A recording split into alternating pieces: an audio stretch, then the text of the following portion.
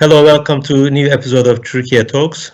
Today we are going to host Professor Mustafa Kibaroğlu, who is an expert on foreign policy affairs and security issues.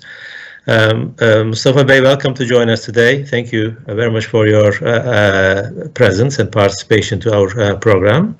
Thank you for having me. It's my pleasure. And also Kadir joins us from Washington, D.C. Today we will be looking at the growing tension between NATO, Ukraine, and also NATO. Russia does not take away its troops from the Ukrainian border, and I think there is more and more troops located over there. And there was a talk in Geneva, Professor Kibaroğlu, between US and Russian delegations. They have actually described the meetings and conversation as useful and professional, but I gather that there was no concrete outcome of that, I think, meeting. And next week there will be a meeting between NATO and Russian delegation again, and we will see how that will come out. I just want to start with a new claim that we are on the eve of a new Cold War. Do you think that the unfolding events indicate that there is such a tendency that a new Cold War is in the making, Professor Kibaroğlu? Well, it's a little bit an exaggeration, I believe. Well, the remnants of the Cold War are the two superpowers, the United States and Russia, which inherited a large stockpile of nuclear weapons from the Soviet Union with the demise of the USSR. Of course, so long as there are nuclear weapons that are deployed and ready to be launched any time, there is this probability, although not very likely, hopefully, but there is this danger that we might see an unwanted confrontation, of course, as long as weapons exist. But with the lessons and experience, lessons drawn from the Cold War period and the experience of the almost a half a century living under the delicate balance of terror, both sides have learned a lot, and I believe they are professional enough and wise enough not to even think about such an unthinkable situation. But on the other hand, when we look back at times of Cold War, we see Western capitalism versus Soviet socialism or communist system, which are anathema to each other, which are antagonistic regimes. And now what we see a growing tension between so-called libertarians or the defenders of freedom, the West, and the authoritarian regimes in the East. So therefore, it's not very easy to come to a conclusion that, well, don't worry, nothing's going to happen, so this is another episode of confrontation. But I believe the presence of a large number of troops, not only in and around the Ukrainian territory, people talk about 100,000 and even more troops deployed by Russia, but also there's the presence of US troops as well as Canadian, German, NATO troops on the ground in Central and Eastern European countries as well as in the Baltic states. So the mere presence of active troops that are convening exercises, maneuvers almost every day, and there are flights. There are naval vessels that are interdicting each other in the Black Sea basin. So these are not good signs that we can put our mind at rest.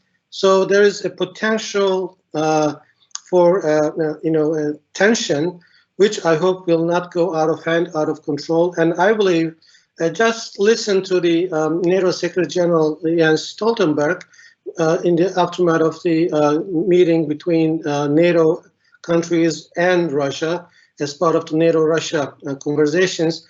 And the outcome is not promising, but it's not terrifying either. So we are at the brink of a situation where each can fall on both sides. I mean, either some prospects, maybe gain, given or if the parties agree on certain things, or if they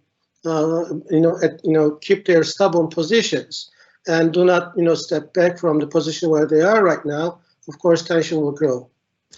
Professor Kibaroğlu, thank you very much for this very interesting introduction. Just in order to contextualize the issue a little bit broader, may I ask you that, when you look at the Russian perspectives, Russia, I think, on the one hand, is trying to expand its sphere of influence in the region, in the, I think, post-Soviet territory, on the one hand, and also I think that everything comes down to the security perception. This is the area that you are working, because now Russia is asking NATO that Ukraine will never be accepted. I mean, Russia is asking for such a assurance. If you look at the issue from two perspectives, what would be the general and broader context of the confrontation or cooperation in this region?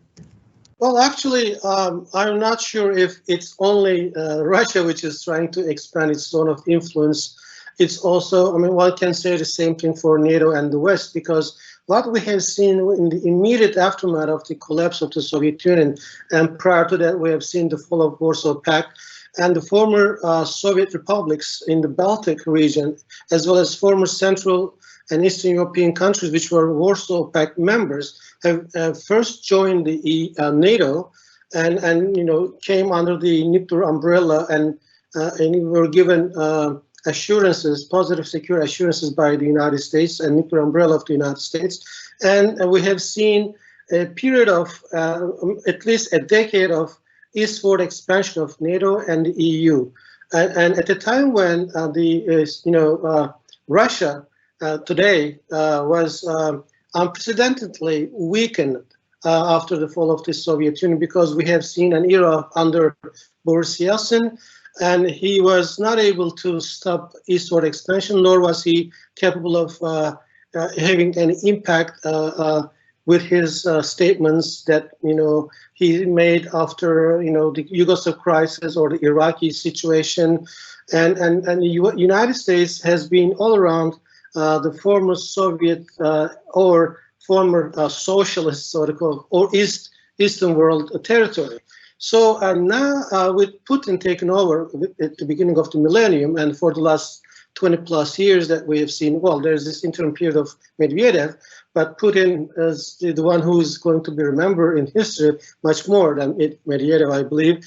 And he said, okay, so long, and that's it. This is the wall, this is the off limits for you. Moldova, Belarus, Ukraine, Georgia are off limits, and there's no way you can admit these countries to your club. So, and he's been quite precise on this, made quite unequivocal statements referring to how important it is for Russia to keep its periphery under its control.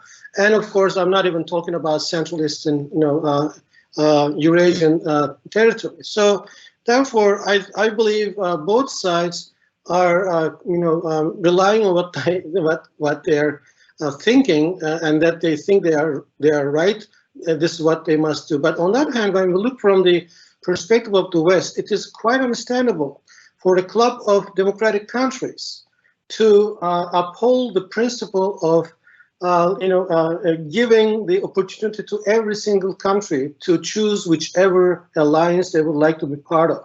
So there is no way NATO would, subscribe to a commitment that would just say, okay, no, it's off limits. We agree to that, and okay, we will never take Ukraine.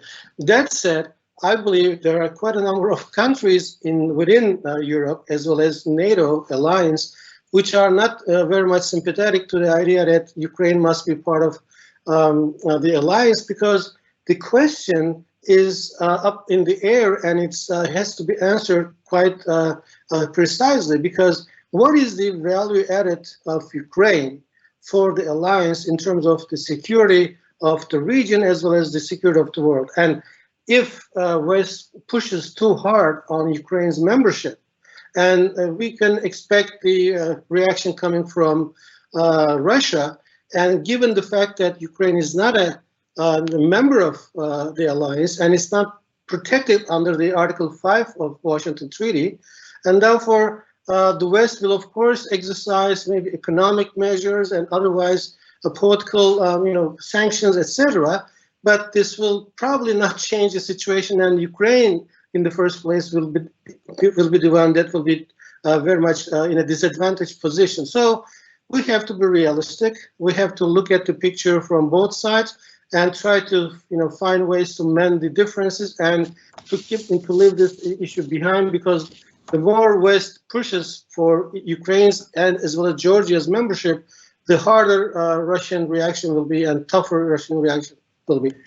Yeah, thank you very much. I think we will be looking at some diplomatic initiatives and if there's any more room for diplomacy in order to resolve the issue. But now let me turn to Kadir, because US under Biden administration, I think, changed its policy towards European Union and also towards NATO, because under Trump administration, we have seen that Trump declared on a number of times that Europe should do its own business and look after itself. And also he was not very much favorable to the NATO alliance, I think. But the Biden seems to have a different, I think, track record on that.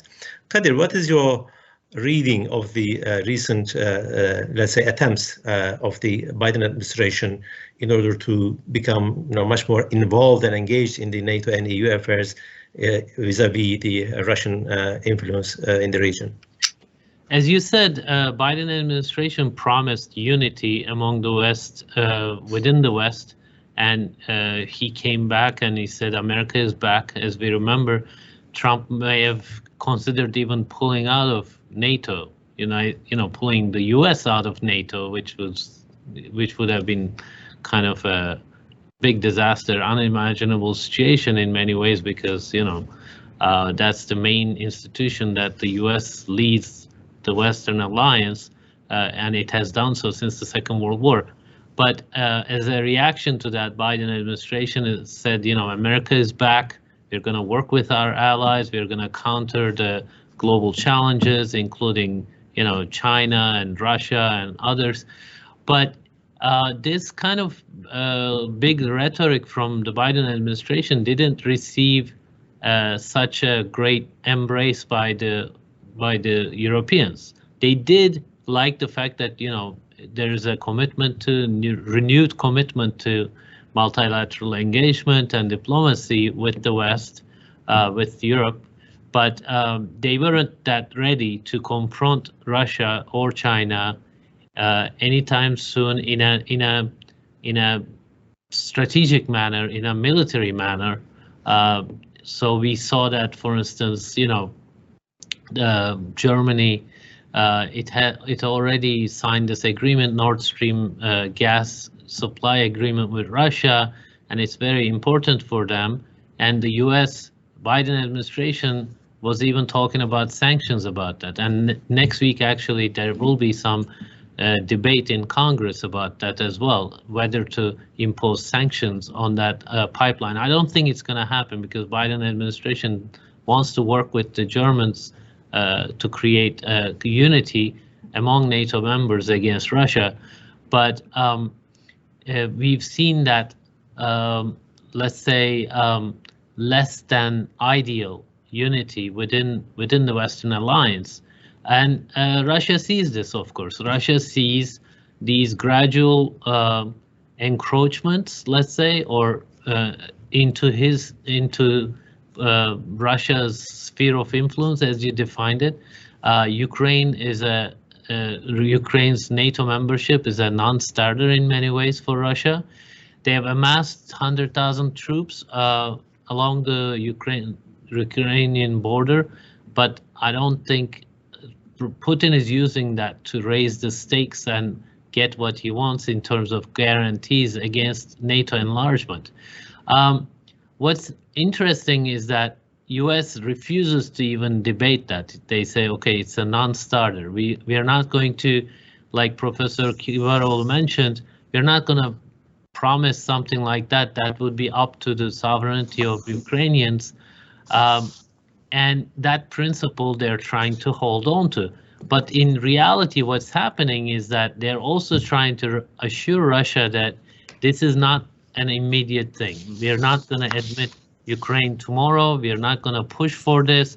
So in some ways, while they don't want Russia to have a veto power over NATO's enlargement, in practice, because Russia is willing to confront the West in this manner, and like Professor Kibaroğlu mentioned, there are some countries who are not sure about Ukraine's membership anyway, because that would mean 1,600 miles border with Russia for NATO to have.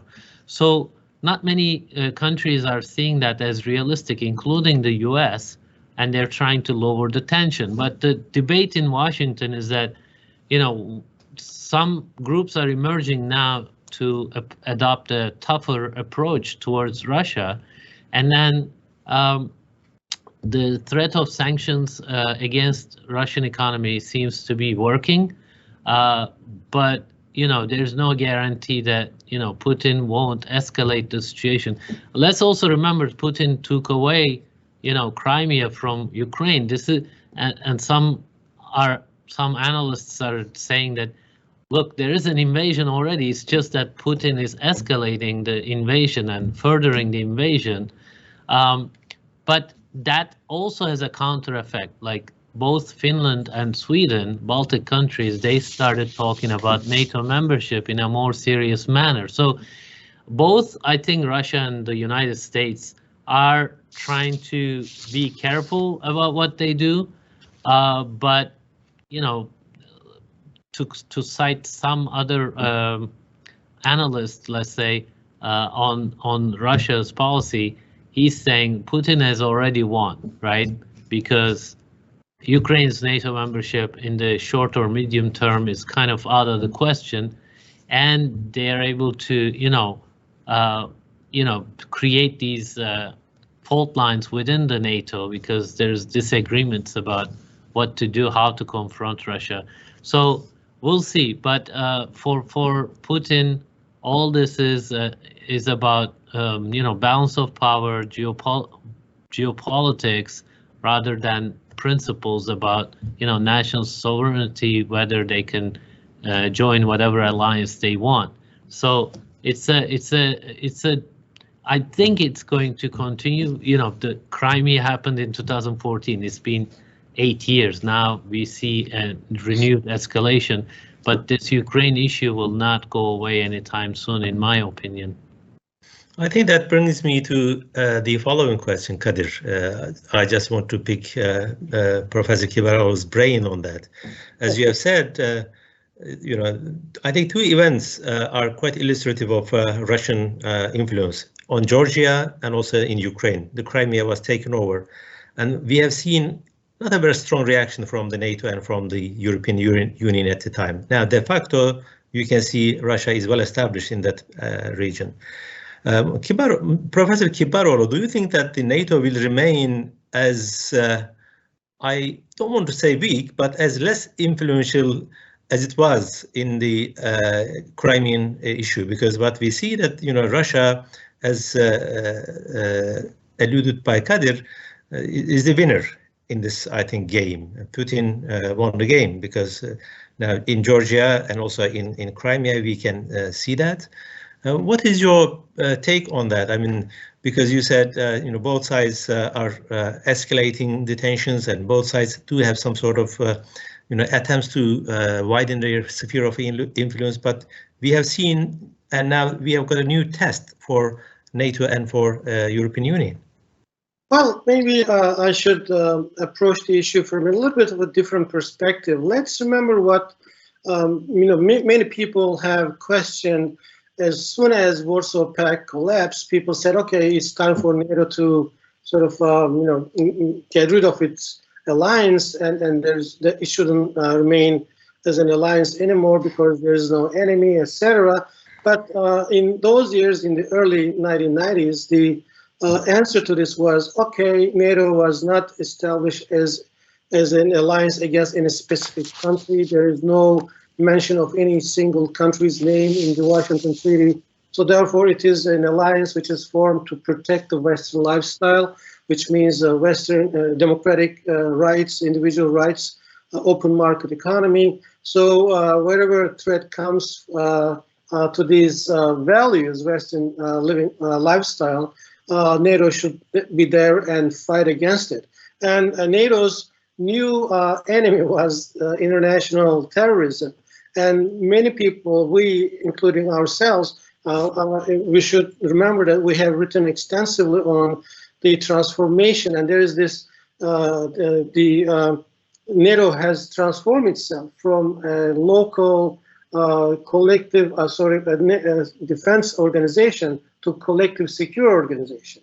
So, and we said the threat is global, so NATO should go global and should become a global organization. Therefore, we have seen Partnership for Peace and all sorts of other instruments that almost invited every single country on earth within the or under the umbrella in one way or another of NATO. So with this crisis, NATO seems to be going back to a regional defensive organization. Is this the aim? Is this the objective of NATO today and for the future? I doubt it, because NATO should remain as an international military organization which has the utmost capabilities in any field. I mean, in space, cyber, as well as other conventional weapons and non-unconventional weapons.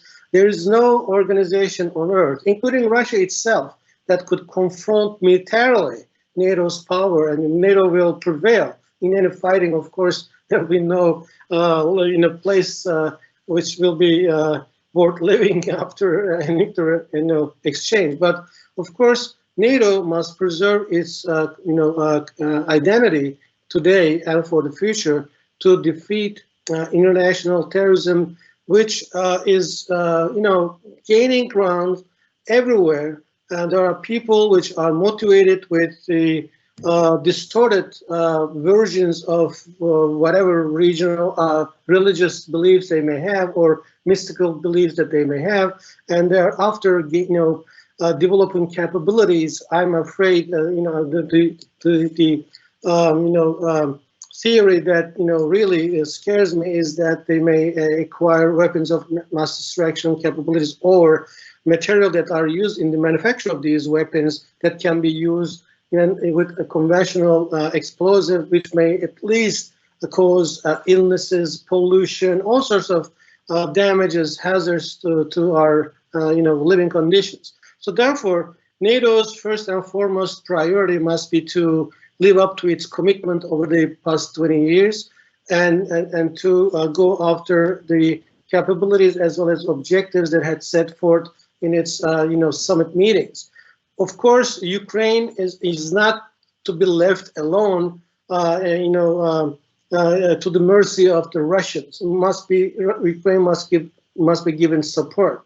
At least just look at the Taiwan situation. It's a small island when compared to a huge nuclear power China, but U.S.'s policy there is to provide Taiwan with capabilities that can defend itself against a possible incursion or aggression that might come from China. So same situation or principle might be applied to Ukraine. Ukraine must entertain good relations with the West, as well as knowing the realities on the ground and the geopolitical sort of obligations, so to speak, that it has because of the situation that we are now seeing on the ground.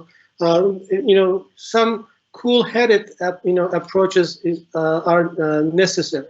So therefore, I don't think all of the NATO countries will see a fighting against Russia just for Ukraine would be a feasible idea. I mean, it doesn't mean that they will say, okay, you do whatever you do. We're not just caring about Ukraine. No, the West cares about Ukraine, at least in the name of upholding democratic principles. But on that hand, one must bear in mind the realities on the ground. And if I may have time, maybe in the next question, you might be planning to ask it, but we have had a situation, as Turkey. Turkey had this difficulty throughout the 1970s and 80s, as well as in the first part of the 1990s, in expressing itself when Turkey was confronting and fighting against terrorism, which was supported and sponsored by our southern neighbors, Syria, Iraq, and to some extent Iran, and other countries. And whenever Turkey, wanted to bring this issue up at the NATO fora, I mean, in ministerial meetings and head of state and government meetings, top summits. What we were told in official settings, and not in an official manner. Okay, this is a situation that has to do with your democratic level, economic situation, etc. And we cannot, come to your help in case you have a trouble with your southern neighbors, because if we come to your side, Russia and Soviet Union will come to their side, and this will escalate to something from bilateral situation between, say, Turkey, Syria, or Turkey, Iraq, to something between NATO and Warsaw Pact.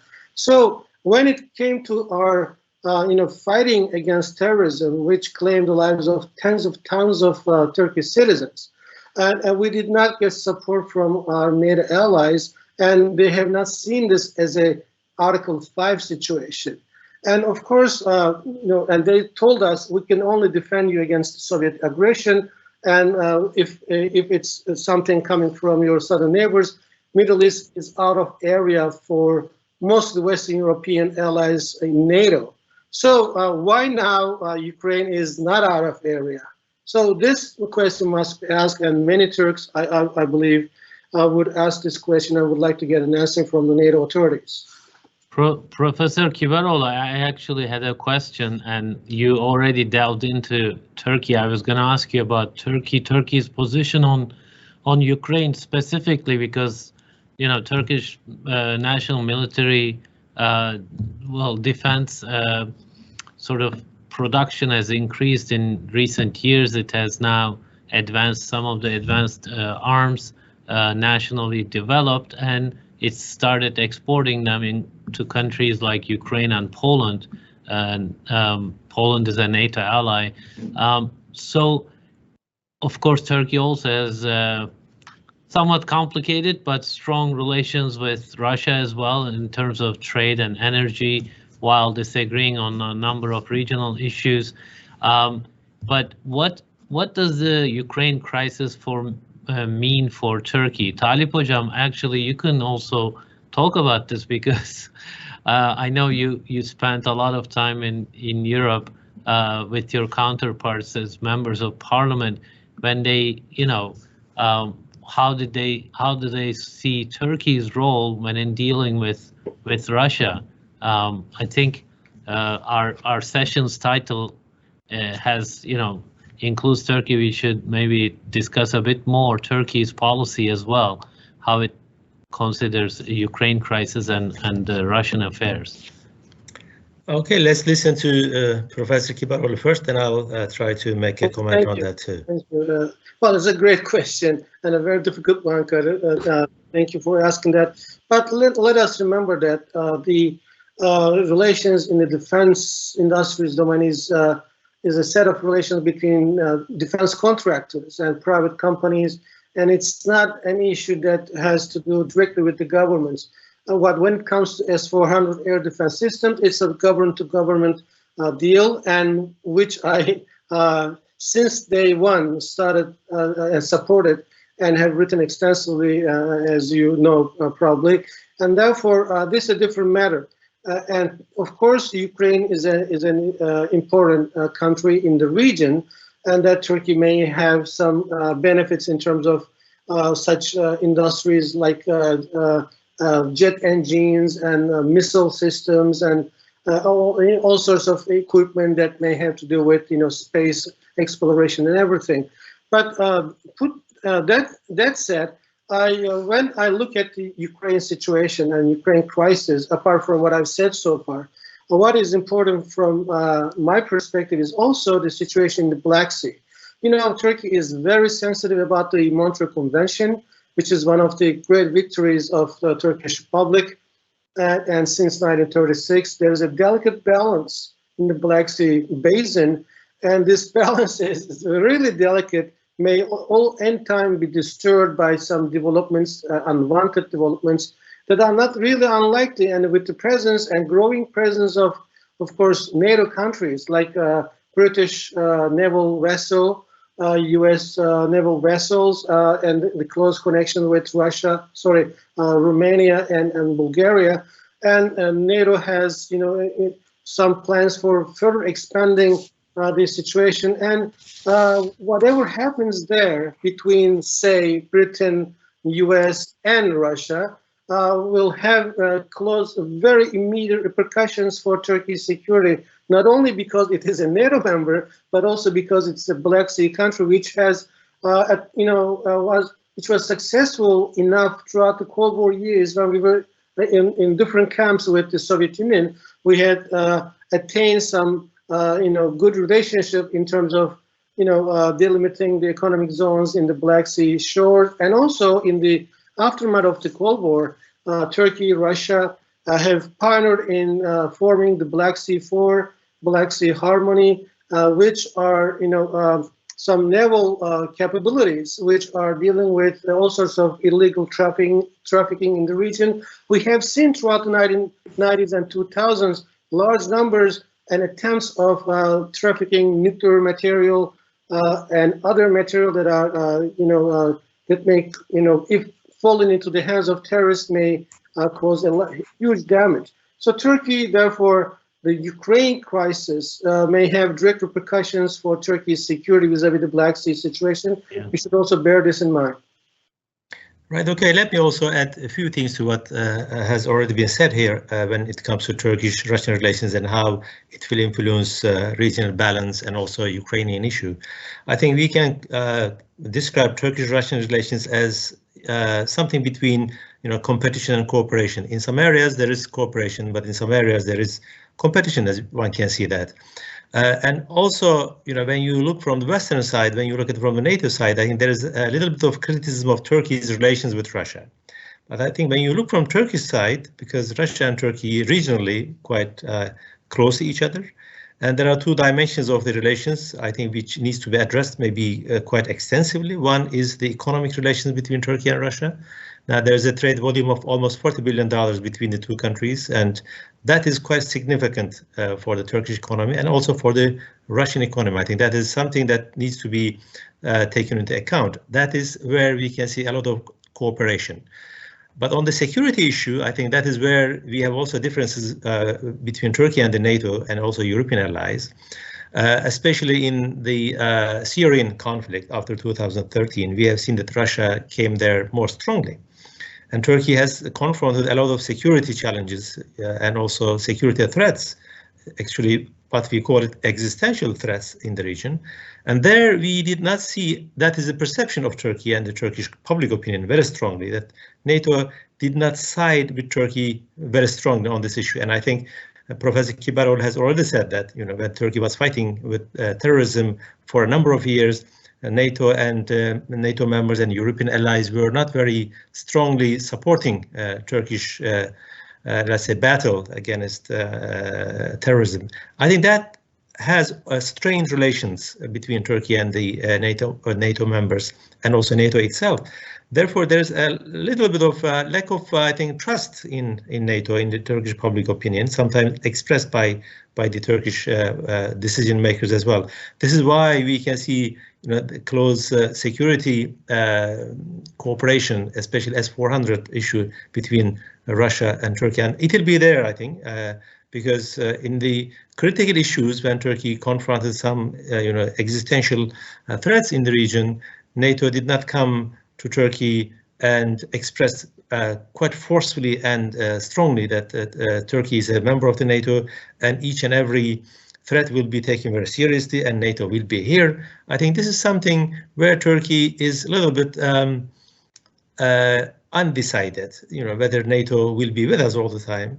Therefore, Turkey does not want to strain its relations with Russia just in order to please NATO. Okay, I think that is also a part of the reality, as mentioned by Kibaroğlu. That is what we see in the region. But also, let me add one more thing. Turkey tries to play a constructive role in the Ukrainian affairs, but it doesn't mean that, as I think all of us will agree, this issue will take a little bit time to be resolved. Kadir. Actually, there was a opinion poll this morning. Since you mentioned the trade relations with Russia and Turkey is trying to be careful. Actually, that's not very dissimilar to other European countries. the poll shows that, you know, countries with higher trade volumes with Russia are favoring more diplomacy and less confrontation and sanctions. And they polled people in Germany, France, Canada, United States. U.S. public opinion is much more favorable towards sanctions, diplomacy first, but there are more people supporting sanctions than, let's say, Germany and France, and Turkey seems to be on that front, especially in terms of trade relations with Russia. The higher the volume, the less likely you want to confront that country. But the U.S., there's a debate about the U.S. trying to take that energy leverage away from Russia, if possible, by supplying more natural gas to Europe to ensure their energy security. I just wanted to add that to what you just said. If I may add, if I may say a few words about this sanctions issue, I mean, research suggests that sanctions don't work. I mean, I've done research. I don't have figures in my mind right now. I might have forgotten some of them, but when we look back in the history of sanctions, I mean, in serious cases, there is no substantial result coming from the sanctions in terms of attaining the political objective. Sanctions only hit those who are in a disadvantaged position, the public. Those who are at the decision-making level in whatever country or whatever actor that you're applying sanctions or imposing sanctions, they are not affected. And if and when something happens, God forbid, and NATO, the West, entire United States, let's assume they started to impose sanctions on Russia. Russia will turn to China. I mean, they are talking about, severing the banking relations and not allowing Russia, to use SWIFT system, etc. I mean, China has, has been using different systems, and Russia, China will get even closer. And the mountain will get bigger because I mean, the most important topic, as far as I can follow, and Kadir, you are in a much better position than I do, than I am right now. But the U.S. is much more concentrated on the China Sea and China's growing economy, technology, political capability, etc. So therefore, it will be not a good idea to impose sanctions, and diplomacy must come first and maybe the last as well. Okay, now we've got a couple of minutes. Kadir, if you want to say something, say it now, because I'll ask the last question to Professor Kibaroğlu. I agree with you. The record on the sanctions effectiveness is choppy at best. If the whole world kind of cooperates, there could be some results. But like you said, it's a very difficult thing, and you're risking pushing Russia away. But the China issue is if it is important for Washington, right? The best way to confront China is to create unity within, NATO, within the Western alliance, and Russia is able to break that unity, or at least create some disagreements and fault lines. So Russia is important for US's China policy as well, both in terms of not pushing Russia towards China, but also in terms of confronting China in an effective way. You need to make sure you're on the same page with your European allies. Well, thank you, Kadir. Professor Kibaroğlu, you have underlined the importance and significance of more and more investment in diplomatic, I think, initiatives. But there are, this is the following, this is the situation. Russia would like to see, quite firm assurance from the NATO that Ukraine will not become part of NATO. And also, I think there's yet another demand from the Russia that troops should be withdrawn from the 1990-70 borders, I would say. And all the military that are now deployed in some NATO member countries should be also withdrawn. So these are, it seems that this is a maximalist, I think, approach. But the NATO on the other hand said we have still open door policy. I mean, we are not going to give up this open door policy. How would you bridge the gap between these two very divergent, let's say, approaches? I think the war of words must be left behind. Both sides have made big statements and referring to some situations that they will not step back, that they will not go back from their positions. But well, this is what politicians do on the state of context for addressing the other side as well as their own public. This is what they do, and this is understandable. But this is not what is going to cut the deal. The deal will be cut among the diplomatic sort of negotiations behind the doors. Only those who are real experts on the subject matter will, sit around the table and start talking about step 1, step 2, step 3, up to step number n, etc. And of course, the confidence building measures. That's why I said at the beginning. I mean, Russia and the United States in the first place, and NATO and the former Soviet republics as well as former Warsaw Pact countries, they have learned a huge deal from the Cold War negotiations, diplomatic negotiations, strategic arms limitation talks that have been made into strategic arms limitation treaties, etc. So now, without making big noises, what I expect from the sides to take steps one after another by building confidence and gradually and without adopting a low profile, not necessarily advertising this on TV channels that they are taking steps backwards, maybe little by little, but of course this is the only way. This issue does not go further down the road, that they exacerbate tension, and you never know where it ends up, because wars do not necessarily start by the decisions of the politicians, sometimes accidentally, sometimes because of misunderstanding, sometimes because of some technical failures.